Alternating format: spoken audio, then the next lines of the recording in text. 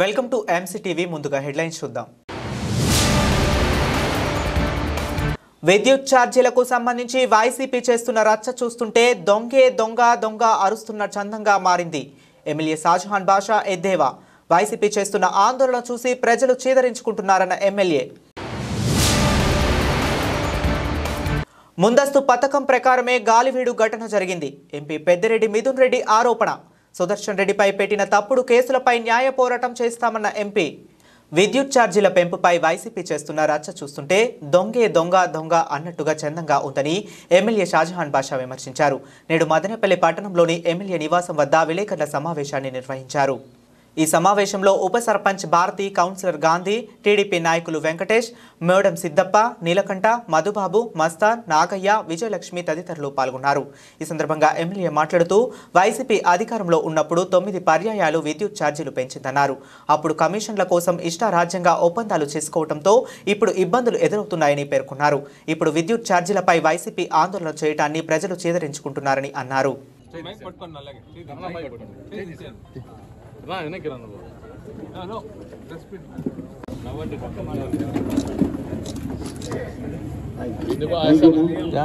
నిన్నలా మొన్న మనం చూసాం, వైఎస్ఆర్సిపి రాష్ట్ర స్థాయి పవర్ ఏదైతే కరెంటు పైన ఒక ప్రోగ్రాం చేసి అందరూ దాన్ని చాలా ఎత్తుగా మాట్లాడారు.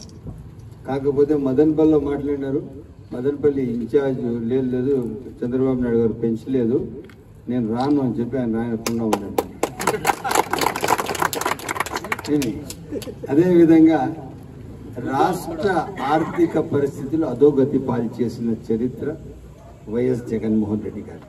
ఏ ఒక్క రూపాయి పంచాయతీలో ఫండ్స్ వస్తే, ఏ ఒక్క రూపాయి పట్టణాల్లో ఫండ్స్ వస్తే నేరుగా సిఎంఎఫ్ఎస్కి వెళ్ళిపోయాయి. కానీ పంచాయతీలో జనరల్ ఫండ్స్ లేవు, గ్రామాల్లో ఎక్కడ జనరల్ ఫండ్స్ లేవు, మండలాల్లో ఎక్కడ జనరల్ ఫండ్స్ లేవు. అదేవిధంగా మున్సిపాలిటీల్లో కూడా జనరల్ ఫండ్స్ లేకుండా ఖాళీ చేసేసి పూర్తిగా వ్యవస్థను కుప్పకూల్చిన చరిత్ర గత ప్రభుత్వం వైఎస్ జగన్మోహన్ రెడ్డి గారు. పెద్దలు చంద్రబాబు నాయుడు గారు ముఖ్యమంత్రి పదవి తీసుకున్న తర్వాత అప్పులు ఎక్కడికున్నాయంటే దాదాపు 11 నుంచి 12 లక్షల కోట్లకు అప్పులు చేరారు. ఏ విధంగా ఈ అప్పులు కట్టాలా? 20 సంవత్సరాలకి సరిపోయే సారా యాంగిళ్ళకి వచ్చే లాభాలు వేరే వాళ్ళకి దారాదత్తం చేసేసారు. ఆర్బీఐలో పోతే ఫండ్స్ ఏమన్నా ఉంటే ఫండ్స్ మీరు పాడడానికి పూర్తిగా అర్హత లేకుండా చేసేసారు. ఎందుకంటే కావాల్సినంత రేట్ ఆఫ్ ఇంట్రెస్ట్ తీసుకొని డిఫాల్ట్ అయిపోయిన ప్రభుత్వం ఆంధ్ర రాష్ట్ర ప్రభుత్వం. మీరు బాండ్ల రూపంగా తయారు చేస్తే పూర్తి స్థాయిగా ఉన్న రాష్ట్ర అసెట్లన్నీ ఎత్తుకొని పోయి తాకట్లు ఉన్న రాష్ట్రలెస్ బ్యాంకు పెట్టేసి మీరు రాష్ట్రానికి అధోగతి పాలు చేసిన మీరు ఈరోజు ఒక్కసారిగా 6 నెలలకి ప్రజలు గుర్తొచ్చేసారా? మీరు 9 సార్లు కరెంటు ఛార్జీలు పెంచలేదా? మీరు చెత్త పన్ను వేయలేదా? ట్రూ అప్ ఛార్జెస్ అని వేయలేదా? ఇదే కాకుండా మున్సిపల్ ట్యాక్సెస్ పెంచలేదా? ఇదే కాకుండా రిజిస్ట్రేషన్ ట్యాక్సెస్ పెంచలేదా? ఎన్నిసార్లు పెంచారు? నేను నేరుగా మాట్లాడాలంటే మనుషుల పైన స్ట్రా వేసేసి మనుషుల్లో నుంచి రక్తం తాగేసిన చరిత్ర వైఎస్ఆర్ ప్రభుత్వం. మొన్న కూడా నా మీద కూడా ఒక న్యూస్ రాశారు సాక్షిలో.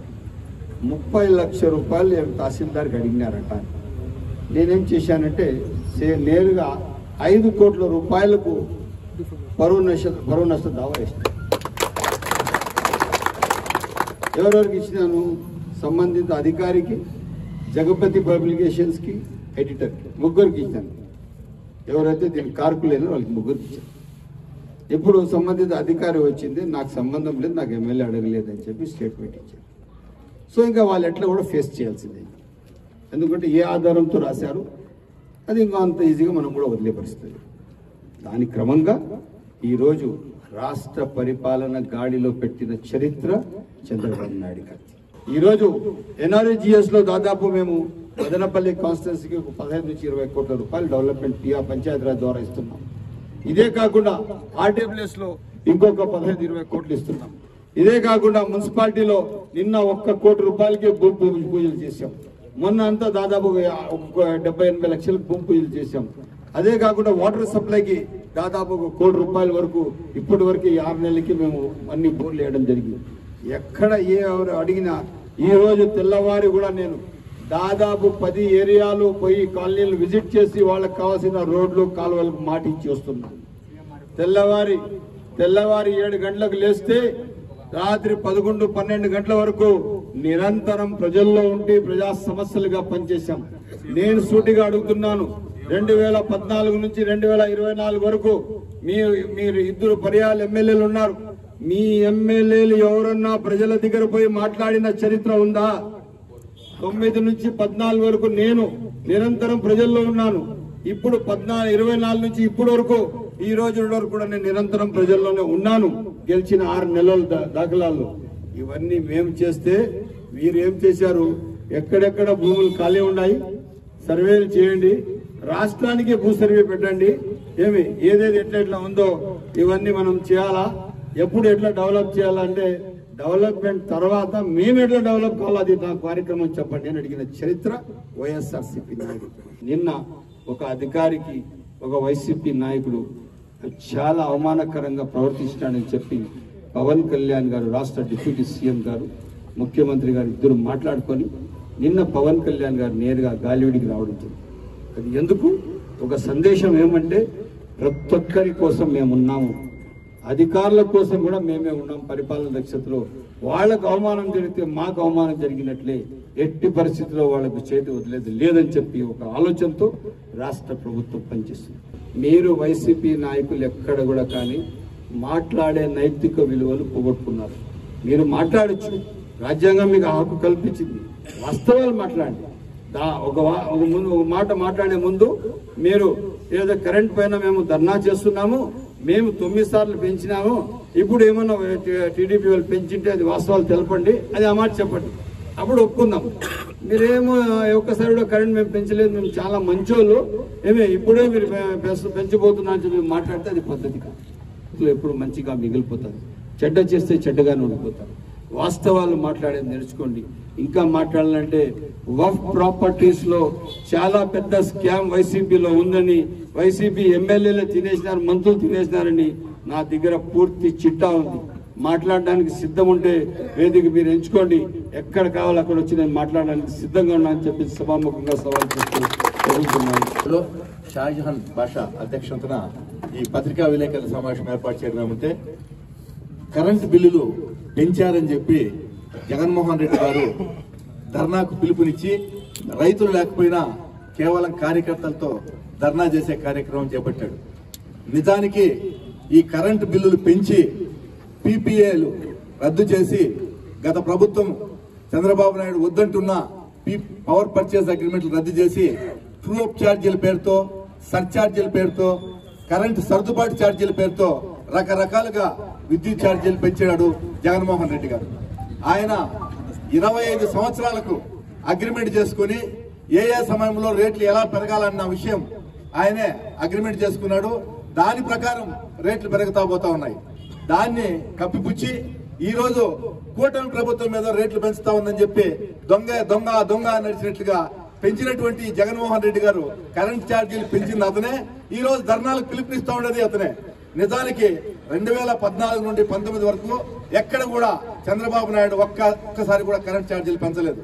పైగా జగన్మోహన్ రెడ్డి చెప్పాడు, మా ప్రభుత్వం అధికారంలోకి వస్తే కరెంట్ ఛార్జీలు తగ్గిస్తాము అని చెప్పాడు ప్రమాణ స్వీకారం రోజు. కానీ 9 సార్లు కరెంట్ ఛార్జీలు పెంచాడు.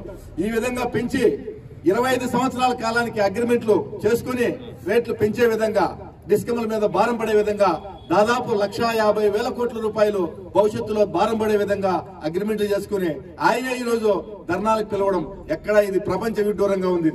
కాబట్టి వీటిని ఖండిస్తూ ఈ రోజు ఇక్కడ పత్రికా విలేకరుల సమావేశం ఏర్పాటు చేయడం జరుగుతూ ఉంది. పార్టీ బలహీనపడిపోయింది, ఇంకా బలహీనపడుతుందనే ఉద్దేశంగా ఏదో కుంటి సాకుతో వచ్చి ఈ రోజు ప్రజల్లోకి రావాలని చెప్పి కరెంటు ఛార్జీలు ముందర పెట్టుకున్నాడు. నువ్వు ఉన్న 5 సంవత్సరాల్లో రాష్ట్రాన్ని ఏ విధంగా నష్టపరచాలో, ఏ విధంగా నాశనం చేయాలో చేసినావు. ఈ రోజు ఆ రాష్ట్రాన్ని గాడిలో పెట్టాలని చెప్పి ఈ రోజు చంద్రబాబు నాయుడు గారు కానీ అందరూ కూడా నాయకులు, తెలుగుదేశం నాయకులు అందరూ కూడా కష్టపడుతూ ఉంటే ఈ రోజు నువ్వు చూసే అవకాశం లేక చూసే ఓర్వలేక ఏదో కుంటి సాకు ఎత్తుకొని మళ్ళీ ప్రజల్లోకి రావాలా అంటని చెప్పారు. అంత కల్లా తెలుగుదేశం పార్టీ ఎప్పుడు కూడా ప్రజల్లో ఉండే పార్టీ. నువ్వు అధికారంలో ఉన్నప్పుడు ఏ పొద్దు నువ్వు ప్రజల్లోకి రాలా, నీ ఎమ్మెల్యేలు కూడా కనీసం ఏ రోజు కూడా నువ్వు దగ్గరికి రానిచ్చుకోవాలా. నువ్వు పోయి ఈ రోజు మేము తెలుగుదేశం పార్టీని తప్పు పెట్టే పరిస్థితి నీ దగ్గర ఏమి లేదు, నీకు ఆ అవకాశం కూడా లేదు. కాబట్టి ఇంకా రాను తెలుగుదేశం పార్టీ బలపడేది కష్టం, న్యాయమే. నీ వైఎస్ఆర్ పార్టీ దిగజారిపోయేది ఖాయమే. వైఎస్ఆర్ పార్టీ నామరూపాలు లేకుండా కూడా పోతాయనేది గ్యారంటీ. ప్రజల్లో ఈరోజు వైఎస్ఆర్ పార్టీ లేదు, ఇంకా రాదు కూడా అంటానని చెప్పని అందరూ కూడా బలంగా నమ్మాలి. రాదని చెప్పి అందరూ కూడా తీర్మానించుకోవాల్సిన అవసరం ఉంది. వైఎస్ఆర్ పార్టీ వాళ్ళు ఇంకా అంతా ఇంత ఆశ ఉండేవాళ్ళు కూడా ఇప్పుడే ఏదో తెలుగుదేశం పార్టీ వాళ్ళు ఆదరించి అందరినీ చేసుకుంటా ఉన్నారు. మీరు కూడా పార్టీలోకి వచ్చేయండి, మిమ్మల్ని కూడా సాధారణంగా ఆహ్వానించే మా నాయకులు అందరూ కూడా సిద్ధంగా ఉంటారని చెప్పి తెలియజేసుకుంటున్నాం. కార్యక్రమాలు ఏ విధంగా ఉన్నాయో రాష్ట్ర ప్రజలందరూ చూశారు.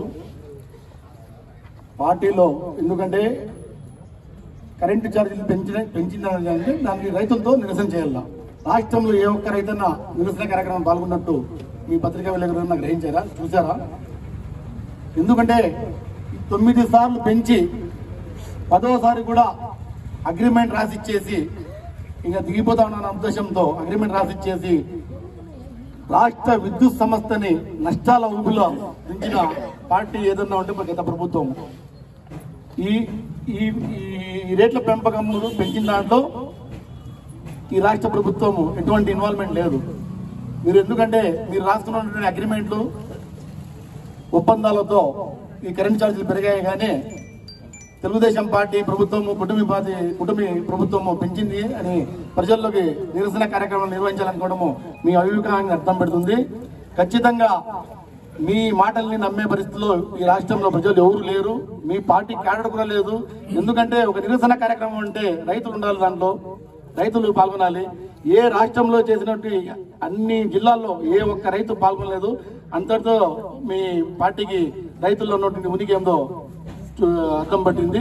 కాబట్టి ఇటువంటి కార్యక్రమాలని ప్రజలు జరుగుతున్నారు. రాబోయే కాలంలో మీరు కూడా బుద్ధి తెచ్చుకొని మలగాలని నేను వైఎస్ఆర్సీపీ పార్టీని హెచ్చరిస్తున్నాను. వైఎస్ఆర్ పార్టీ బంగాళాఖాతంలో కలిసిపోయింది, ఇంకా ఈ పార్టీలో ఎవరు ఉండమని చెప్పి వాళ్ళే రాజీనామాలు చేసి బయట వచ్చి ఆ పార్టీ మీద బురద తగులుతా ఉంటే జీర్ణించుకోలేక ఈ మధ్య ఒక రహస్యమైనటువంటి ఒక సమావేశాన్ని జగన్మోహన్ రెడ్డి గారు ఏర్పాటు చేసుకుని ఎవరు ఉంటారో ఎవరు పోతారో టెస్టింగ్ కోసం ఈ ధర్నాలు అంటారు. ఇంకే నిజంగా ప్రజల మీద మన పార్టీ అయితే భారం మోపల, మన ఎన్డీఏ కూటమి అయితే భారం మోపల, ప్రజలకు ఒక నీతిమంతమైనటువంటి పాలన ఇవ్వాలని చెప్పి మన చంద్రబాబు నాయుడు గారు, పవన్ కళ్యాణ్ గారు, పురంధేశ్వరి గారి నాయకత్వంలో ఎన్డీఏ ప్రభుత్వం చేస్తా ఉంటే బురద చల్లడమే పనిగా ఈవేళ జగన్మోహన్ రెడ్డి గారు పని పెట్టుకున్నారు. అది మనం కాదు, వాళ్ళ పార్టీ వాళ్ళే చెప్తా ఉన్నారు.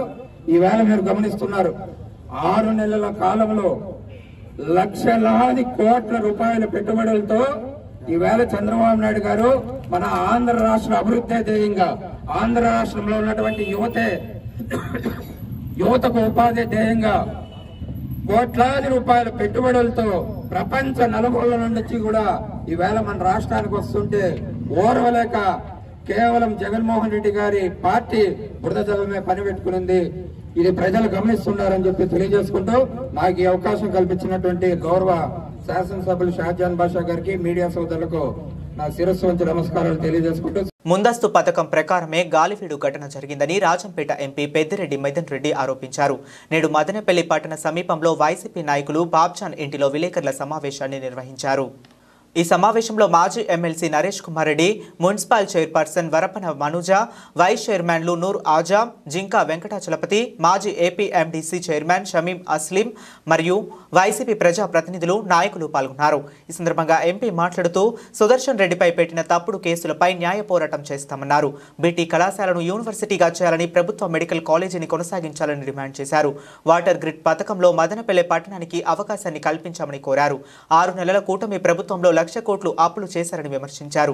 గాలివీడు ఘటనపై స్పందించిన పవన్ కళ్యాణ్ సొంత నియోజకవర్గంలో మహిళలపై జరుగుతున్న దాడులపై స్పందించకపోవడం శోచనీయమన్నారు. పవన్ కళ్యాణ్ గారు రాయచోటి నియోజకవర్గానికి వచ్చి ఎంపీడీఓ పైన దాడి జరిగిందని చెప్పి నానా రభస్ చేసి ప్రతి దాంట్లో కూడా కులం తీసుకొచ్చి ఒక ఎస్సీ ఆఫీసర్ పైన దాడి జరిగిందని చెప్పి ఆయన అక్కడ జరిగిన విషయాలు తెలియకనో లేకపోతే తెలిసినా కూడా తెలియని విధంగా ఆయన మాట్లాడటం జరిగింది. ఒక పథకం ప్రకారము ఒక మండల్ ప్రెసిడెంట్, మహిళైన మండల్ ప్రెసిడెంట్ వాళ్ళ అక్కడ సుదర్శన్ రెడ్డి గారు వాళ్ళ మీద ఒక పథకం ప్రకారం దాడి జరిగి తిరిగి వాళ్ళపైనే కేసులు పెట్టే పరిస్థితి అక్కడ ఉండే లోకల్గా ఉండే వాళ్ళందరికీ కూడా తెలుసు. అక్కడికి తెలుగుదేశం నాయకులు పెప్పర్ స్ప్రేలు తీసుకొచ్చి గొడవలు చేయాలని ప్లాన్గా వచ్చి మండల్ ఆఫీసులో ఇవన్నీ కూడా విషయాలన్నీ కూడా అందరికీ కూడా తెలిసిన విషయమే. కానీ తప్పుడు కేసు పెట్టి సుదర్శన్ రెడ్డి గారిని ఈరోజు అరెస్ట్ చేసి దారుణంగా ఈ ఫుటేజ్లన్నీ కూడా చూడొచ్చు. ఆయన్ని అవమానకరంగా అరెస్ట్ చేసి తీసుకుపోయి ఈరోజు జైల్లో పెట్టడం జరిగింది. నేను ఒకటే అడుగుతున్నాను, కాకినాడ పార్లమెంట్లో పవన్ కళ్యాణ్ గారు సొంత కాకినాడ పార్లమెంట్లో వాళ్ళ జనసేన ఎమ్మెల్యే పబ్లిక్ గా ఒక దళిత ప్రొఫెసర్ని కొడితే ఎక్కడన్నా మీరు చర్యలు తీసుకున్నారా? స్టూడెంట్స్ అందరూ తిరగబడి పెద్ద ఇష్యూ అయితే కేవలం చిన్న మాట సారీ చెప్పినట్టు చెప్పించి ఆ ఇష్యూ క్లోజ్ చేశారు. ఆ రోజు ఈ పౌరుషం ఏమైంది, ఇంత అక్కర ఏమైందని చెప్పి కూడా నేను పవన్ కళ్యాణ్ గారిని అడుగుతా ఉన్నాను. దాడి జరగనే లేదు, తప్పుడు కేసు అని నేను చెప్తా ఉన్నాను. దాడి జరిగిందని మీరు అంటా ఉన్నారు తప్పితే అక్కడ దాడి జరగలేదు. సుదర్శన్ రెడ్డి గారి పైన దాడి జరిగింది, వాళ్ళ మదర్ పైన అవమానంగా వ్యవహరించారని చెప్పి కూడా అక్కడ అందరికి కూడా తెలుసు, పబ్లిక్ అందరికి కూడా తెలుసు. గతంలో ఇదే సుదర్శన్ రెడ్డి గారు 4 ఎంపీడీఓలను కొట్టినారని నిన్న స్టేట్మెంట్ కూడా ఇచ్చారు. డిప్యూటీ సీఎం ఎవరు ఇచ్చారు? డిప్యూటీ సీఎం కి అసలు కాకినాడలో జరిగిన ఇన్సిడెంటే మాట్లాడకుండా ఇక్కడ జరిగిన ఇన్సిడెంట్ గురించి ఆయన వచ్చి మాట్లాడుతూ ఉన్నారు. వాళ్ళ నియోజకవర్గంలో జరిగింది ఆయన మాట్లాడటం లేదు. తప్పు మాట్లాడుతున్నారా కదా ఈరోజు. మేము తెలుగుదేశం ప్రభుత్వం వచ్చినాక ఒకే ఒక పెన్షన్ పథకం తప్పితే ఈరోజు ఏ పథకాన్ని కూడా అమలు చేయడం లేదు. ఈ పెన్షన్ పథకం కూడా దాదాపు 2400 లేకపోతే 2500 కోట్లు నెలకు అవుతుంది. ఇప్పటికి 5 నెలలు పెన్షన్లు ఇచ్చారు. ఈ 5 నెలలకు 12,000 కోట్లు ఖర్చు అవుతుంది. కరెంటు బిల్లులు ఈరోజు పెంచిందే 15,000 కోట్లు ఉంది. 15,000 కోట్లు ఈరోజు 12,000 కోట్లు పథకాల ద్వారా పెన్షన్ వాళ్ళు ఇస్తే 15,000 కోట్లు కరెంటు బిల్లులు పెంచారు. మిగతా ఎక్కడ కూడా ఏ పథకాలు కూడా ఎన్ని మాటలు చెప్పినా కూడా అన్ని అమలు పరుస్తామని చెప్పినా కూడా ఇప్పటి వరకు వాటి ఊసేతడం లేదు. ఈరోజు మా మదనపల్లి మెడికల్ కాలేజ్ కానీ ఇంకా కానీ రాష్ట్రంలో ఆపేసి ప్రైవేటైజ్ చేయాలంటా ఉన్నారు. మిగతా ఎక్కడ కూడా ఏ డెవలప్మెంట్ యాక్టివిటీకి కూడా ఇప్పటి వరకు ఖర్చు పెట్టిన దాఖలాలు లేవు. మరి ఈ డబ్బులంతా ఎక్కడ పోయినట్లు, మీరు దేనికి వాడుతూ ఉన్నారో కూడా మీరు పబ్లిక్ గా వచ్చి ఎక్కడ ఈ డబ్బులంతా ఖర్చు చేస్తున్నారో కూడా తెలియజేయాల్సిన అవసరం ఉందని చెప్పి కూడా నేను ప్రశ్నిస్తా ఉన్నాను. అదేవిధంగా మదనపల్లిలో నేను అందరిని కూడా ప్రజలకు అందరూ కూడా నేను విజ్ఞప్తి చేసేది, దానికి కూడా రాజకీయం చేసి మాట్లాడదలుచుకోలేదు. కానీ ఒక విషయం అయితే వాస్తవం, బీటీ కాలేజ్ గురించి అయితే మాట్లాడాల్సిన అవసరం ఉంది. బీటీ కాలేజు ఇప్పుడు 100 సంవత్సరాల చరిత్ర కలిగిన కాలేజు. రవీంద్రనాథ్ ఠాగూర్ కూడా అక్కడికి వచ్చిపోయారు, పెద్దలు కూడా అక్కడికి వచ్చి ఇక్కడ మదనపల్లిలో కూడా చెప్తారు, జనగణమన కూడా ఇక్కడే రాశారని చెప్పి కూడా చెప్తారు. ఇంత పేరున్న బీటీ కాలేజ్ ని వాళ్ళు ట్రస్ట్ వాళ్ళు దాదాపు 200 కోట్ల పైన ఉండే ఆస్తిని ప్రభుత్వానికి ఫ్రీగా ఇచ్చారు. ప్రభుత్వం రన్ చేయాలని చెప్పి ప్రభుత్వానికి హ్యాండ్ ఓవర్ చేసి మీరు యూనివర్సిటీగా చేయండి, ఇంకొక 200 సంవత్సరాలు ఈ బీటీ కాలేజ్ కి మీరు లైఫ్ ఉండే విధంగా, చరిత్ర ఉండే విధంగా మీరు చేయండి అని చెప్పి ప్రభుత్వానికి హ్యాండ్ ఓవర్ చేస్తారు. అది ఏ ప్రభుత్వమైనా ఉండొచ్చు. వాళ్ళు ఇచ్చింది వైఎస్ఆర్సీపీ ప్రభుత్వమా లేకపోతే తెలుగుదేశం ప్రభుత్వం అనే విషయం కాదు, కానీ గవర్నమెంట్ కి హ్యాండ్ ఓవర్ చేస్తారు. వాళ్ళు ఒక నమ్మకంతో చేస్తారు. అప్పుడు ప్రభుత్వం జగన్మోహన్ రెడ్డి గారు ముఖ్యమంత్రిగా ఉన్నప్పుడు జీవో కూడా ఇచ్చారు, యూనివర్సిటీగా చేస్తూ బీటీ కాలేజ్ ని యూనివర్సిటీగా చేస్తూ జీవో కూడా ఇచ్చారు. అన్ని కూడా దానిపైన అన్ని కూడా ఫైల్స్ అన్ని కూడా కదిలినాయి. స్టాఫ్ అంతా కూడా దాన్ని రిక్రూట్ చేసే పొజిషన్ లో ఈ రోజు బీటీ కాలేజ్ పైన అతిగతి లేకుండా ఉంది. నేను ఒకటే కోరుతా ఉన్నాను, తెలుగుదేశం నాయకులు కానీ ఇంకోటి కానీ, ఈ రాజకీయాలకు అతీతంగా ఇదేదో క్రెడిట్ ఇస్తే మీరే తీసుకోండి. మేము జీవో ఇచ్చినాం కదా, మీరు డెవలప్ చేసి మీరు క్రెడిట్ తీసుకోండి, అభివృద్ధి ఆకుండా మీరు చూడండి. మదనపల్లి నిజంగా బాగుపడాలంటే యూనివర్సిటీ వస్తే ఖచ్చితంగా బాగుపడుతుంది. అదేవిధంగా 450 కోట్లతో టెండర్ పిలిచి మెడికల్ కాలేజ్ పనులు ల్యాండ్ ఉంది, అంతా ఉంది, పనులు దాదాపు అయిపోయి స్టాఫ్ కూడా రిక్రూట్ అయినారు. ఈ మూమెంట్లో ఆపి కాలేజ్ నడపలేకుండా ఇంత ప్రభుత్వం మీరు దాదాపు ఒకే 6 నెలల్లో మీరు దాదాపు 1,00,000 కోట్లు అప్పులు చేశారు. కంప్లీట్ అయిన కాలేజీలు కూడా ఇప్పుడు దాదాపు 450 కోట్ల మెజార్టీ డబ్బులంతా కూడా పెట్టేశారు. స్టాఫ్ రిక్రూట్ అయింది. స్టార్ట్ అయ్యేదాన్ని ఆపడం అన్యాయం అని చెప్పి కూడా నేను తెలియజేస్తా ఉన్నాను. విజయభాస్కర్ రెడ్డి గారు, పెన్నెగిరి వెంకట సుబ్బయ్య వీరందరూ కూడా ఇక్కడ చదువుతూ వచ్చారు అని చరిత్ర చెప్తూ వచ్చాను. దీంతో పాటు ఇప్పుడు సుప్రీంకోర్టు జడ్జిగా ఉన్న భట్ గారు కూడా ఈ కాలేజీలో చదువుతూ వచ్చారు.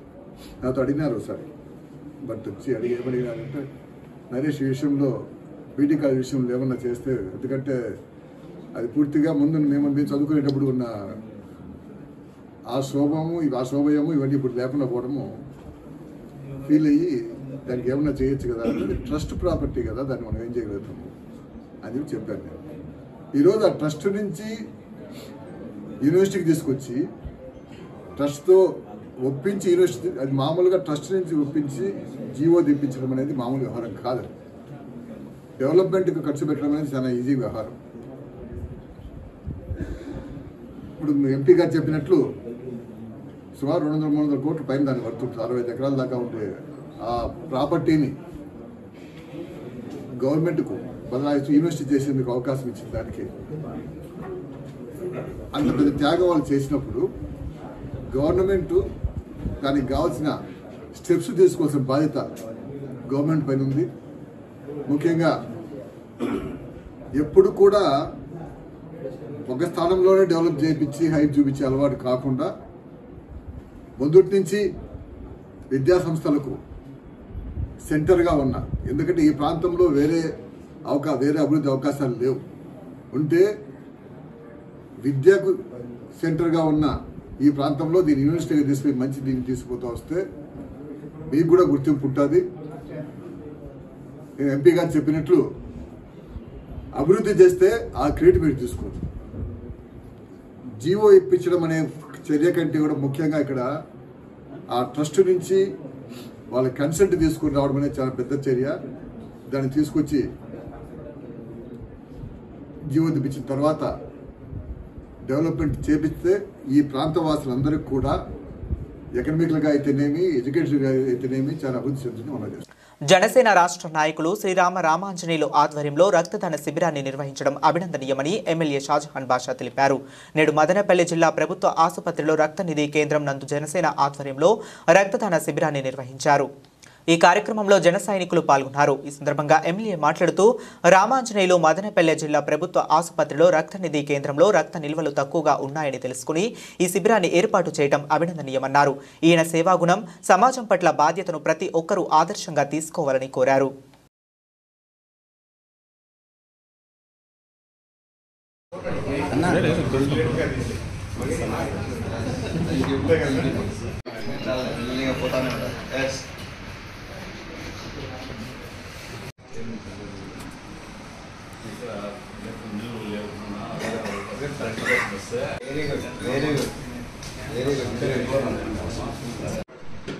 Great programme.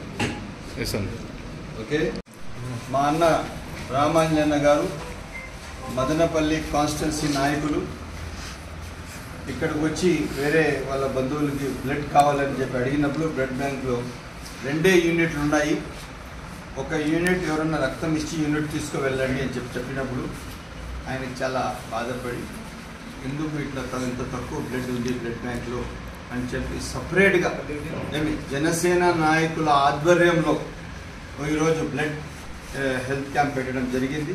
దాదాపు ఈరోజు ఒక 70 నుంచి 100 వరకు యూనిట్ ఇవ్వడానికి పూర్తిగా ప్రయత్నిస్తున్నారు. దాదాపు ఇప్పటికీ 30-40 మంది 50 మంది రెడీ ఉన్నారు. తప్పకుండా రామాంజన్న గారి సేవకు ఎన్నలేనిది. ఆయన సైలెంట్గా ఉంటారు, but committed to work, committed to మంచితనం, మానవత్వానికి. నిజంగా చెప్పాలంటే ఈరోజు రామాంజన్న మా అందరికీ స్ఫూర్తిగా ఈరోజు ఇంతమంది మంచి బ్లడ్ బ్యాంక్ కార్యక్రమం చేపట్టడానికి ఈరోజు మదనపల్లి జిల్లా ఆసుపత్రి నందు రక్త నిలువలు తగ్గిపోయిన దానివల్ల ఆ విషయం నాకు తెలిసి వెంటనే మా జన సైనికులకు ఇన్ఫామ్ చేసినాం. వాళ్ళు స్పందించి ఈరోజు సుమారుగా 100 యూనిట్ల వరకు రక్తం ఇవ్వడం జరుగుతూ ఉంది. వారికి అందరికీ కూడా జనసేన పార్టీ తరఫున ధన్యవాదాలు, నమస్కారం తెలియజేస్తున్నాం. మదనపల్లిలో అత్యవసరంగా రక్తం కావాలంటే ఇచ్చే డోనర్స్ చాలామంది కూడా ఉన్నారు. వెల్ విషర్స్ కావచ్చు, హెల్పింగ్ మైండ్స్ వాళ్ళు కావచ్చు, ఇంకా యూత్ అందరూ కూడా వాళ్ళకి ఇన్ఫామ్ తెలిస్తే అయితే ఇమీడియట్గా వచ్చి బ్లడ్ ఇచ్చేదానికి చాలామంది ఉన్నారు. అలాంటి ఉత్సాహవంతులకు కూడా నమస్కారాలు, ధన్యవాదాలు తెలియజేస్తున్నాం.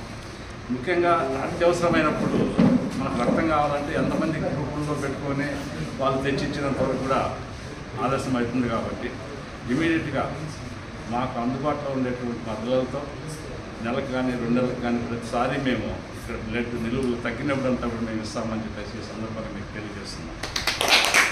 రాష్ట్ర చరిత్రలో 50 రోజుల్లో 1072 సీసీ రోడ్లు వేసి డిప్యూటీ సీఎం పవన్ కళ్యాణ్ కొత్త చరిత్ర సృష్టించారని జనసేన పార్టీ రాష్ట్ర సంయుక్త కార్యదర్శి మైఫోర్స్ మహేష్ కొనియాడారు. నేడు మదనపల్లె జనసేన కార్యాలయంలో ఆయన విలేకరుల సమావేశాన్ని నిర్వహించారు. ఈ సమావేశంలో జనసేన నాయకులు పాల్గొన్నారు.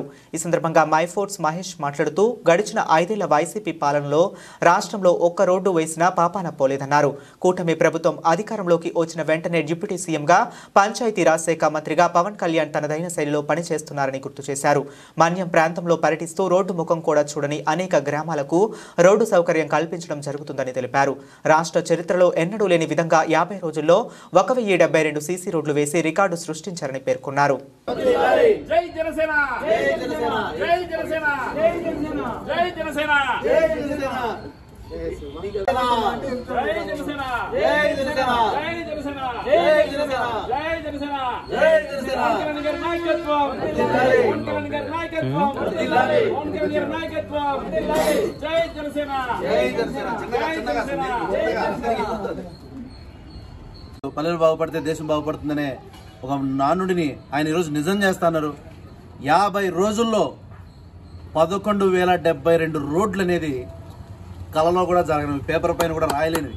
ఆ పేపర్ మీద రాయాలన్నా కూడా ఇంకా ఎక్కువ రోజులు పడుతుంది. అలాంటి అసాధ్యాన్ని సుసాధ్యం చేసిన నాయకుడు పవన్ కళ్యాణ్ గారు. ఒక వ్యక్తి నిజాయితీగా అంకిత భావంతో ప్రజా సమస్యలపైన నిజంగా చిత్తశుద్ధితో పనిచేస్తే ప్రజలకు మెరుగైన జీవితాన్ని కల్పించాలని ఒక నాయకుడు మనస్ఫూర్తిగా చిత్తశుద్ధితో పనిచేస్తే ఫలితాలు ఎంత అద్భుతంగా ఉంటాయని ఈరోజు పవన్ కళ్యాణ్ గారు మాటల్లో కాదు చేతల్లో చూపించారు. అలాంటి నాయకుడిని, ఇలాంటి ఎన్డీఏ ప్రభుత్వాన్ని ప్రజలందరూ కూడా గమనించాల, ఎవరు ఎలా పాలన చేశారని. గత 5 ఏళ్లలో ఇన్ని రోడ్లు ఆంధ్రప్రదేశ్ రాష్ట్ర వ్యాప్తంగా వేయలేకపోయినాడు జగన్మోహన్ రెడ్డి. మాటకు వస్తే ఈ రోజుకి కూడా ప్రజలు తప్పు చేసినారు, మేమంతా నేను సత్యహరిశ్చంద్రుడిని అని చెప్పుకుంటా అంటే జగన్మోహన్ రెడ్డి ఒకసారి నా కళ్ళు తెరిచి చూడాల. ఈరోజు ఎంత పంచాయతీలకు వచ్చే ప్రతి రూపాయిని పంచాయతీ అభివృద్ధికి పెడతానరే కానీ నిధులు మళ్లించడం కానీ లేదా పంచాయతీలకి అభివృద్ధికి సహకరించకపోవడం కానీ ఇవేవి జరగట్లే. ఇప్పుడు వైసీపీ సర్పంచ్లే ఎక్కువ మంది ఉన్నారు, అయినా కూడా 11,000 రోడ్లు ఆంధ్రప్రదేశ్లో పడ్డాయంటే అది పవన్ కళ్యాణ్ గారి చిత్తశుద్ధి, ఎన్డీఏ కూటమి ప్రభుత్వం యొక్క నిజాయితీ, నీతి ఇంత అద్భుతంగా ఉంది. కాబట్టి కేవలం 50 రోజుల్లో 11,000 రోడ్లు వేయడం జరిగింది. ఖచ్చితంగా ప్రజలు గమనించి ఎన్డీఏ గవర్నమెంట్ని ఈ 5 ఏళ్ళే కాదు, ఇంకొక 5 ఏళ్ళు కాదు, ఒక 2-3 దశాబ్దాలుగాన ఈ ఎన్డీఏ గవర్నమెంట్ని కంటిన్యూ చేస్తే ఖచ్చితంగా భారతదేశంలో ఆంధ్రప్రదేశ్ మొదటి స్థానంలో నిలుస్తుందని తెలియజేసుకుంటూ జై జనసేన, జై హింద్. ఆర్ఎన్బి రోడ్ల నుంచి పంచాయతీ రోడ్ల వరకు డిస్క్రిమినేషన్ లేకుండా ఆ రోడ్లన్నింటినీ వాళ్ళని పరుగులు పెట్టించి ఆ రోడ్లు కంప్లీట్ చేయడము. అదేవిధంగా గ్రామీణ రోడ్లు దాదాపు 11,000 పైచిలుకు రోడ్లను వేయడం జరిగింది.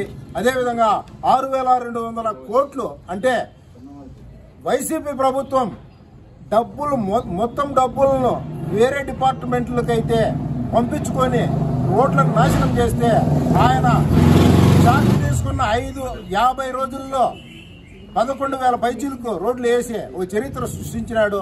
అదేవిధంగా భారతదేశ చరిత్రలో ఏ రాజకీయ పార్టీ ఎన్ని నిలబడితే అన్ని 100% స్ట్రైక్ రేట్ తో ఆయన చేయడం ఆయన గెలవడం జరిగింది. అదేవిధంగా రాష్ట్రాన్ని కూడా పరుగులు పెట్టించి అభివృద్ధి వైపు తీసుకొని పోతాడని, అదేవిధంగా ఈ 11,000 పైచీలకు రోడ్లు వేసినందుకు మన కళ్యాణ్ గారికి అదేవిధంగా ఎన్డీఏ గవర్నమెంట్కు థ్యాంక్స్ చెప్పుకుంటాను. గాలివీడులో ఎంపీడీఓపై జరిగిన దాడిని ఖండిస్తూ బాధిత దళిత అధికారిని డిప్యూటీ సీఎం పవన్ కళ్యాణ్ పరామర్శించడాన్ని స్వాగతిస్తున్నామని, అయితే రాష్ట్రంలో దళిత అధ్యాపకులపై జరిగిన దాడిని ఎందుకు ఖండించలేదని బీఎస్పీ రాష్ట్ర ఉపాధ్యక్షులు బందెల గౌతమ్ ప్రశ్నించారు. నేడు మదనపల్లి బీఎస్పీ కార్యాలయంలో ఆయన విలేకరుల సమావేశాన్ని నిర్వహించారు. ఈ సమావేశంలో బీఎస్పీ నాయకులు పాల్గొన్నారు. ఈ సందర్భంగా గౌతమ్ మాట్లాడుతూ గత వైసీపీ ప్రభుత్వంలో, ప్రస్తుత కూటమి ప్రభుత్వంలోనూ దళితులపై దాడులు ఆగటం లేదన్నారు. గాలివీడులో దళిత అధికారిపై దాడి చేసిన వైసీపీ నాయకులను వెంటనే అరెస్టు చేయాలని డిమాండ్ చేశారు. సదరు అధికారిని పవన్ కళ్యాణ్ వెళ్లి పరామర్శించడం సంతోషకరమన్నారు. అయితే ఎస్వీ యూనివర్సిటీలో ఎస్సీ అధ్యాపకునిపై బీజేపీ నాయకులు దాడి చేయడాన్ని, కాకినాడ ఎమ్మెల్యే పంతం నానాజీ దళిత ప్రొఫెసర్పై దాడి చేయడాన్ని ఖండించలేదని నిలదీశారు. వారిని ఎందుకు పరామర్శించలేదని ప్రశ్నించారు. దాడి చేసిన వారు కూటమి నాయకులు, సొంత పార్టీ వారిని పరామర్శించలేదా అని ఎద్దేవా చేశారు. పవన్ కళ్యాణ్ గారిని అడుగుతూ ఉన్నా, మీరు ఎంపీడీఓ పైన చేసిన దాడిని మీరు ఖండించారు, మీరు మాట్లాడారు, మేము దాన్ని పూర్తిగా స్వాగతిస్తూ ఉన్నాం. అదేవిధంగా ఈరోజు వైఎస్ఆర్ కాంగ్రెస్ పార్టీ వాళ్ళు దాడి చేశారు కాబట్టి మీరు ఈ విధంగా స్పందించినారు, వాస్తవమే మంచిదే. అదేవిధంగా మీ కూటమి నాయకులు, భారతీయ జనతా పార్టీ నాయకులు దాడి చేసినప్పుడు కూడా మీరు ఇదే విధంగా స్పందించాలి కదా. మీరు ఎందుకు స్పందించలే? మీరు ఎందుకు మాట్లాడలేదు? ఎందుకు పోయి ఆయన ప్రొఫెసర్ని మీరు పరామర్శించలేదు? కాకినాడలో యూనివర్సిటీలో ఒక ప్రొఫెసర్ని, అక్కడ కాకినాడలో ఒక ప్రొఫెసర్ని పై దాడి చేసినప్పుడు మీ సొంత ఎమ్మెల్యే పంతం నానాజీ, కాకినాడలో పంతం నానాజీ మీ సొంత ఎమ్మెల్యే పోయి ఆయన దళితులపై దాడి చేస్తే మీరు ఎక్కడ కూడా ఖండించలేదు కదా, మీరు ఎక్కడ కూడా మాట్లాడలేదు కదా. అంటే ఈరోజు ఈ రెండు రాజకీయ పార్టీలు, వైఎస్ఆర్ కాంగ్రెస్ పార్టీలో గతంలో దాడులు జరిగినాయి, ఇప్పుడు దాడులు జరుగుతూ ఉన్నాయి. ఈరోజు తెలుగుదేశం పార్టీ అధికారంలోకి వచ్చింది, కూటమి ప్రభుత్వం, తెలుగుదేశం, జనసేన, అదేవిధంగా భారతీయ జనతా పార్టీ అధికారంలోకి వచ్చింది. ఈ రోజు కూడా దాడులు జరుగుతూనే ఉన్నాయి. కానీ పవన్ కళ్యాణ్ గారు ఈ రోజు ఏదో నేను ఒక దళితులపై దాడి జరిగింది కాబట్టి నేను ఉద్ధరించేస్తానని చెప్పి ఆయన కడపలో ఆయన పెద్ద ర్యాలీ చేసుకుంటా పోతా ఉన్నాడు. అదే పవన్ కళ్యాణ్ గారు, ఇదే డిప్యూటీ సీఎం, మీ పార్టీ అధికారంలో ఉంది, మీ పార్టీ నాయకులు, జనసేన పార్టీ ఎమ్మెల్యే దాడి చేశాడు, భారతీయ జనతా పార్టీ నాయకులు దాడి చేశారు. కానీ ఆ సందర్భాల్లో మీరు ఎక్కడ దళితుల పక్షాన మాట్లాడలేదే, మీరు దళితులను మీరు పరామర్శించలేదే. ఇవంతా కూడా ఈ రెండు రాజకీయ పార్టీలు అంతా కూడా ఈ జనసేన పార్టీ అధినేత పవన్ కళ్యాణ్ గారు డిప్యూటీ సీఎం గారికి స్ఫూర్తిగా స్పష్టంగా ఒక మాట చెప్తా ఉన్నా, మీకు దళితులపైన ప్రేమ లేదు, దళిత అధికారులపైన ప్రేమ లేదు. మీరు కేవలం ఈ ఏ అంశాలైనా మీ రాజకీయాలు చేసుకుని మీరు రాజకీయ పబ్బం గడుపుకునే పని చేస్తూ ఉన్నారే తప్ప, ఒక పబ్లిసిటీ ధోరణిలో మీరు నడుస్తూ ఉన్నారే తప్ప, మీకు నిజంగా చిత్తశుద్ధి ఉంటే ఈ రోజుకైనా మీరు కాకినాడకు సంబంధించిన ప్రొఫెసర్ని మీరు ఏదో సారీ చెప్పేసి ఉద్దేశం కదా, ఆయన మీరు కలవాలి, ఆయన పరామర్శించాలి. అదేవిధంగా ఎస్వీ యూనివర్సిటీ జరిగిన సంఘటన మీరు ఖండించండి, మీరు మాట్లాడండి. మీరు ఎక్కడ కూడా మాట్లాడలేదే. రాష్ట్రంలో ఉన్నటువంటి అన్ని టీవీ ఛానల్లో ప్రచారమైంది కదా దాడి చేశారని చెప్పి. కాబట్టి అంతా కూడా ఈ పొలిటికల్ జిమ్ముకులంతా కూడా దళితులు కానీ అదేవిధంగా బహుజనులు కానీ నమ్మే ప్రసక్తి లేదు.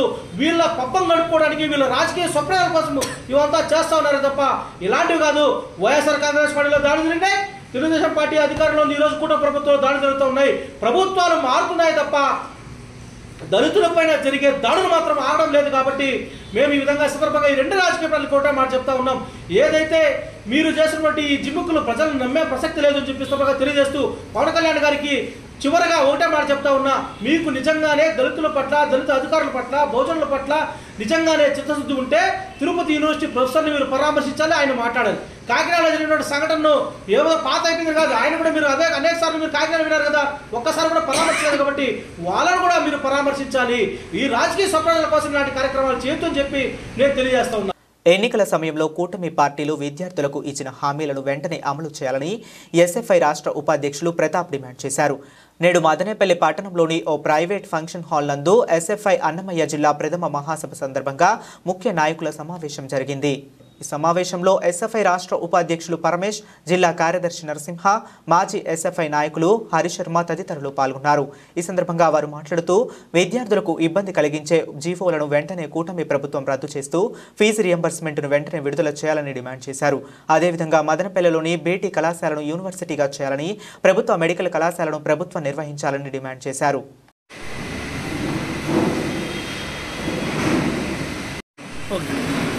ప్రసన్న కుమార్ ఎస్ఎఫ్ఐ రాష్ట్ర అధ్యక్షులు, అన్నమయ్య జిల్లా ప్రథమ మహాసభ ఈరోజు మదనపల్లి పట్టణంలో నిర్వహించడం జరుగుతూ ఉంది. ఈ మహాసభ ఎస్ఎఫ్ఐ ఉద్యమాన్ని బలోపేతం చేయడానికి, విద్యార్థి ఉద్యమాన్ని మరింత ఒక అడుగు ముందుకు తీసుకెళ్ళడానికి మహాసభ దోహదం పడుతుంది. ఈ జిల్లాలో విద్యార్థులు అనేక సమస్యలు ఎదుర్కొంటూ ఉన్నారు. ఈ జిల్లాకు ఒక ప్రత్యేకమైనటువంటి యూనివర్సిటీ, రాష్ట్ర యూనివర్సిటీ ఏర్పాటు చేయాలని మహాసభ డిమాండ్ చేస్తూ ఉంది. మండల కేంద్రానికి ఒక జూనియర్ కాలేజ్ ఏర్పాటు చేయాలని కోరుతా ఉన్నాం. అదేవిధంగా నియోజకవర్గానికి ఒక డిగ్రీ కాలేజ్ ఏర్పాటు చేయాలని కూడా ఈ మహాసభ డిమాండ్ చేస్తూ ఉంది. అట్లాగే రాష్ట్రంలో రాష్ట్ర ప్రభుత్వం అధికారంలోకి వచ్చి 6 నెలలు అవుతా ఉంది. ఈ 6 నెలల కాలంలో ఏ ఒక్క సమస్యని పరిష్కారం చేయలేదు. సమస్యలు ఇంకా విద్యార్థులకి వెంటాడుతూ ఉన్నాయి, పెరుగుతూ ఉన్నాయి. ఆ 6 నెలల కాలంలో ఈరోజు పెండింగ్లో ఉన్నటువంటి ఫీజు రీయింబర్స్మెంట్ 3,840 కోట్ల రూపాయల పెండింగ్లో ఫీజు రీయింబర్స్మెంట్ ఉంది. ఇప్పటికీ దాన్ని విడుదల చేయకుండా విద్యాశాఖ మంత్రి ప్రభుత్వం తాత్పర్యం చేస్తూ ఉంది.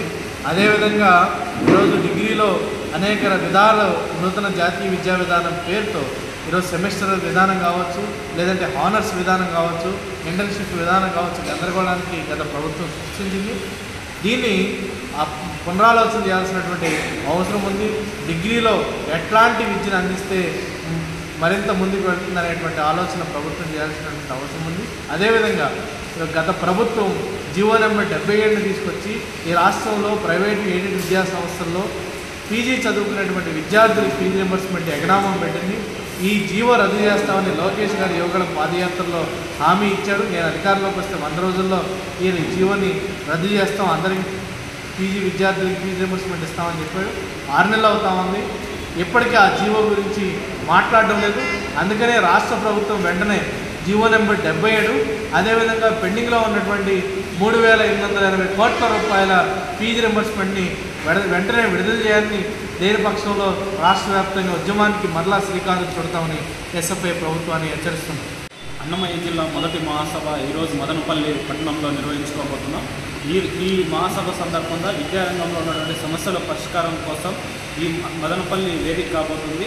ఏదైతే ఇంటర్మీడియట్ విద్యార్థులకు సంబంధించి ప్రధానంగా మధ్యాహ్నం భోజనం అంశం పైన ఎస్ఎఫ్ఐ ఇప్పటికే దశల వారీగా పోరాటాలు నిర్వహించింది. ఆ సందర్భంగా ప్రభుత్వం స్పందిస్తూ ఏదైతే మధ్యాహ్న భోజనాన్ని అమలు చేస్తామని చెప్తూనే అది కేవలం పత్రికా ప్రకటనకు మాత్రమే అంకితమైంది. ఇప్పటిదాకా దాని గురించి పూర్తి స్పష్టత ఇవ్వలేదు.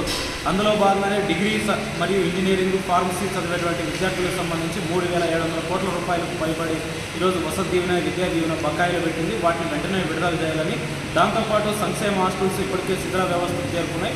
సంక్షేమ హాస్టల్స్లో ఏదైతే పేద మధ్యతరగతి వెనకబడినటువంటి విద్యార్థులకు సంబంధించి విద్యను అభ్యసిస్తున్నారో వాళ్ళందరూ సంక్షేమం కోసం ఆలోచిస్తామని చెప్తున్నటువంటి ప్రభుత్వం వాళ్ళ అభివృద్ధికి దోహదపడాలా. ఏదైతే ప్రస్తుతం పెరిగినటువంటి ధరలకు అనుకూలంగా సంక్షేమ హాస్టల్స్లో ప్రస్తుతం మెస్ బిల్లులను 3,000 రూపాయలకు పెంచాలని ఈ మహాసభ తీర్మానం చేసుకోబోతుంది. వాటిపై పోరాటం నిర్వహిస్తున్నాం. అందులో భాగంగానే ప్రత్యేకించి ఈ జిల్లాకు అవసరమైనటువంటి ఎడ్యుకేషన్ ఇన్స్టిట్యూషన్స్ ఏవైతే ఉన్నాయో ప్రధానంగా ఈ జిల్లాకు కావాల్సినటువంటి యూనివర్సిటీ, అదేవిధంగా ప్రధానంగా మదనపల్లికి సంబంధించినటువంటి ఇంటర్మీడియట్, డిగ్రీకి సంబంధించి కో ఎడ్యుకేషన్కి సంబంధించినటువంటి డిగ్రీ ఇంటర్మీడియట్ కళాశాలలు కావాలా. దాంతోపాటు ఇక్కడ ఉన్నటువంటి ఈ మదనపల్లి పట్టణంలో ఉన్నటువంటి ఇంటర్మీడియట్, అదేవిధంగా డిగ్రీకి కావాల్సినటువంటి సంక్షేమ హాస్టల్స్ అవసరం కాబట్టి వాటిని వెంటనే నిర్మాణం చేయాలని ఈ సందర్భంగా కోరుతున్నాం. అన్నమయ్య జిల్లా ప్రథమ మహాసభ మదనపల్లి పట్టణంలో 28, 29 నిర్వహించుకోవడం జరిగింది. భవిష్యత్తులో ఈ జిల్లా కావాల్సినటువంటి మెడికల్ కళాశాల ఏదైతే ప్రభుత్వ ఆధీనంలోనే నిర్వహించాలో, ఈరోజు ప్రైవేట్ పబ్లిక్ పార్ట్నర్షిప్తో ఏదైతే ప్రైవేట్ వాళ్ళకి అప్పచెప్తున్నటువంటి విధానాన్ని తక్షణమే విరమించుకోవాలని చెప్పి చెప్పదలుచుకున్నాం. అదే కాకుండా మదనపల్లి బీటీ కళాశాల కూడా పూర్వ వైభవం తీసుకురావాలని చెప్పి ఈ ఎస్ఎఫ్ఐ మహాసభలో తీర్మానం చేస్తాను. అదేవిధంగా పెండింగ్ ఉన్నటువంటి స్కాలర్షిప్స్ కావచ్చు, అదేవిధంగా సంక్షేమ హాస్టల్లో ఉన్నటువంటి విద్యార్థుల సమస్యలను పరిష్కరించడంలో పూర్తిగా ఇటు జిల్లాధికారులు కావచ్చు, రాష్ట్ర ప్రభుత్వం నిర్లక్ష్యం వ్యవహరిస్తుంది. ఇప్పటికే అద్దె భవనాల్లో ఉన్నటువంటి జూనియర్ కళాశాల హాస్టళ్లకు సొంత భవనాలు నిర్మించాలి. అదేవిధంగా ప్రభుత్వ హాస్టల్స్ ఏవైతే దాదాపు 7 నెలల నుంచి మెస్ కాస్మెటిక్ ఛార్జీలు రాక విద్యార్థులకు కూడా సరైనటువంటి పౌష్టికమైనటువంటి ఆహారం కూడా అందనటువంటి పరిస్థితి ఉంది. ఇప్పటికే ప్రభుత్వ స్కూల్స్లో అనేకమైన రేషనలైజేషన్ పేరు ఉన్నటువంటి స్కూల్స్ మొత్తం కూడా నిర్చేస్తారు. ఈ విధానాన్ని పూర్తిగా విరమించుకోవాలి. ఏదైతే జీవో నెంబర్ 77 ఉందో దాన్ని కూడా తక్షణమే విరమించుకోవాలని చెప్పి కూడా ఈ సందర్భంగా తెలియజేస్తాం. ఏదైతే 177, 178 జీవో నెంబర్లు ఏదైతే ఉన్న మెడికల్ కాలేజ్ సీట్లకు సంబంధించింది వీటన్నిటిని కూడా రాష్ట్ర ప్రభుత్వం యుద్ధ ప్రాతిపదికన విరమించుకోవాలి. యువగలం పాదయాత్రలు ఇచ్చినటువంటి నారా లోకేష్ విద్యాశాఖ మంత్రి ఏదైతే చెప్పారో ఆ హామీలను అమలు కోసం ఈ ప్రయత్నం చేయాలని కూడా ఈ సందర్భంగా తెలియజేస్తారు. భవిష్యత్తులో ఈ పోరాటం, ఈ అజెండా పైన భవిష్యత్తులో ఈ అన్నమయ్య జిల్లా ఉద్యమానికి మరో శ్రీకారం చుట్టడానికి మదనపల్లిగా వేదిక నుంచి అవుతుందని చెప్పి కూడా ఈ సందర్భంగా చెప్పదలుచుకున్నాం. దేవాలయాల పరిరక్షణకు దేవాలయాలను ప్రభుత్వం కబంధ హస్తాల నుండి విముక్తి చేయడానికి చేపట్టిన హైందవ శంకరావ మహాసభను జయప్రదం చేయాలని విశ్వ హిందూ పరిషత్ నాయకులు పిలుపునిచ్చారు. నేడు మదనపల్లె పట్టణంలోని టీడీపీ కళ్యాణ మండపం నుండి హైందవ శంకరావ మహాసభను జయప్రదం చేయాలని కోరుతూ పట్టణ పురవీధుల్లో ర్యాలీ జరిగింది. ఈ కార్యక్రమంలో హిందూ సంఘాల నాయకులు పాల్గొన్నారు. ఈ సందర్భంగా వారు మాట్లాడుతూ హైందవ ధర్మాన్ని కాపాడేందుకు ప్రతి ఒక్క హిందూకు ముందుకు రావాలని కోరారు. ఆలయాల పరిరక్షణకు ప్రతి ఒక్క కుటుంబం నుండి ఒక హిందువు పాల్గొని విజయవాడ నందు జనవరి 5వ తేదీన జరిగే హైందవ శంకరావ మహాసభను జయప్రదం చేయాలని విజ్ఞప్తి చేశారు.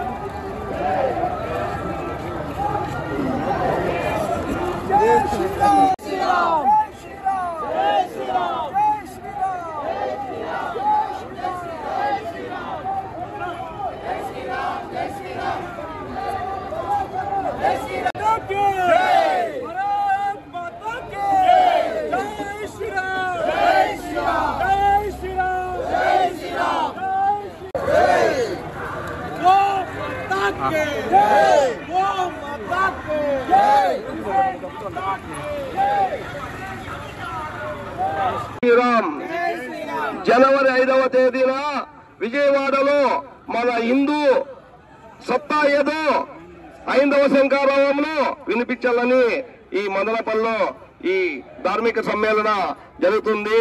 పక్కన ఉన్న హిందువులందరూ ఐక్యమయ్యి ఒకరు తోడుగా వచ్చి ఈ జయప్రదం చేస్తారని మరి కోరుతున్నా.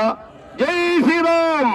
సంవత్సరాలు పూర్తయినప్పటికీ కూడా ప్రపంచంలో స్వధర్మాన్ని నిర్వహించుకోలేని అసమర్థ్య జాతి ఏదైనా ఉంటే అది హిందూ జాతే. ఇప్పుడు కూడా మనం మేలుకోకపోతే భవిష్యత్తులో మన గుళ్ళల్లో వ్యాపారాలు చేస్తున్నారు. అనేక మంది స్వామీజీలు శాస్త్రాలు చెప్పేవాళ్ళు భవిష్యత్తు చెప్పేవాళ్ళు కూడా చెప్పారు భవిష్యత్తులో ధర్మం నాశనమవుతుందని. కాబట్టి దాని ఉద్దేశము ఇప్పుడు హిందువు మేలుకోవాలని తప్ప నాశనమవుతుందని కాదు, గుర్తుపెట్టుకోవాలి. కాబట్టి ప్రతి హిందువు కూడా ఇలాంటి ధార్మిక కార్యక్రమాల్లో పాల్గొని ధార్మిక కార్యక్రమాలకి ధర్మానికి ఒకే లింక్ ఉండాలి. ప్రతి మతానికి కూడా వాళ్ళ ప్రార్థనా మందిరాలు ఏవైతే ఉన్నాయో అవే వాళ్ళ మతాన్ని శాసిస్తాయి. మన దౌర్భాగ్యం ఏమంటే మన దేవాలయాలు మనల్ని శాసించవు. మన దేవాలయాల్లో పూజలు ఏవైతే ఉన్నాయో అవి వ్యక్తిగతమైనవి. ధర్మానికి పోరాటం చేసేవాడు వేరే వ్యక్తి ఉంటాడు. ఈ ధర్మము దేవాలయం ఎప్పుడైతే విడిపోయిందో హిందూ ధర్మం నాశనం అవడం మొదలుపెట్టింది. కాబట్టి ఈ రెండింటిని ఏకం చేస్తే తప్ప మన హిందూ ధర్మాన్ని మనం కాపాడుకోలేమని విశ్వ హిందూ పరిషత్ ఆధ్వర్యంలో సనాతన ధర్మం బోర్డు పేరుతో ధర్మాన్ని కాపాడడానికి ఒక ప్రేరణాత్మకమైన బహిరంగ సభ ఏర్పాటు చేసింది. కాబట్టి ప్రతి హిందువు కూడా దీంట్లో పాల్గొని ఈ దేశాన్ని ధర్మాన్ని సనాతన ధర్మాన్ని నిలబెట్టాలని విశ్వ హిందూ పరిషత్ నుండి పిలుపునిస్తున్నాం. జై శ్రీరామ్. జై శ్రీరామ్. మనకు స్వాతంత్రం వచ్చి 77 సంవత్సరాలు పూర్తి అవుతున్నప్పటికీ కూడా మన ఆలయాలకు మాత్రం స్వాతంత్రం రాలేదనే చెప్పవచ్చు. ఎప్పుడైతే మన ఆలయాలకు స్వాతంత్రం వస్తుందో ఈ ఆలయాలకు స్వాతంత్రం కావాలని చెప్పేసి మనకు ఆలయాలకు స్వయం ప్రతిపత్తి కలగాలని చెప్పేసి విశ్వ హిందూ పరిషత్ ఆధ్వర్యంలో భారీ బహిరంగ సభ జనవరి 5వ తేదీ విజయవాడలో భారీ బహిరంగ లక్షలాది మందిగా ప్రతి హిందువు కూడా తరలి వచ్చి హైందవ శంఖారావానికి మద్దతు తెలియజేస్తూ మన ఆలయాలకు స్వయం ప్రతిపత్తి కలగాలని చెప్పేసి ప్రతి హిందువు కూడా ఈ శంఖారావానికి మద్దతు తెలియజేస్తూ ఈ హైందవ శంఖారావాన్ని జయప్రదం చేస్తారని ప్రతి హిందువు కూడా బాధాభివందనం చేస్తున్నాం. జై శ్రీరామ్. బులెటిన్ ముగించే ముందు మరొకసారి హెడ్లైన్స్ చూద్దాం. విద్యుత్ ఛార్జీలకు సంబంధించి వైసీపీ చేస్తున్న రచ్చ చూస్తుంటే దొంగే దొంగ దొంగ అరుస్తున్న చందంగా మారింది. ఎమ్మెల్యే షాజహాన్ బాషా ఎద్దేవా. వైసీపీ చేస్తున్న ఆందోళన చూసి ప్రజలు చీదరించుకుంటున్నారన్న ఎమ్మెల్యే. ముందస్తు పథకం ప్రకారమే గాలివీడు ఘటన జరిగింది. ఎంపీ పెద్దిరెడ్డి మిథున్ రెడ్డి ఆరోపణ. సుదర్శన్ రెడ్డిపై పెట్టిన తప్పుడు కేసులపై న్యాయ పోరాటం చేస్తామన్న ఎంపీ. ఇవి ఇప్పటి వరకు ఉన్న అప్డేట్స్. మరి అప్డేట్స్ కోసం కీప్ వాచింగ్.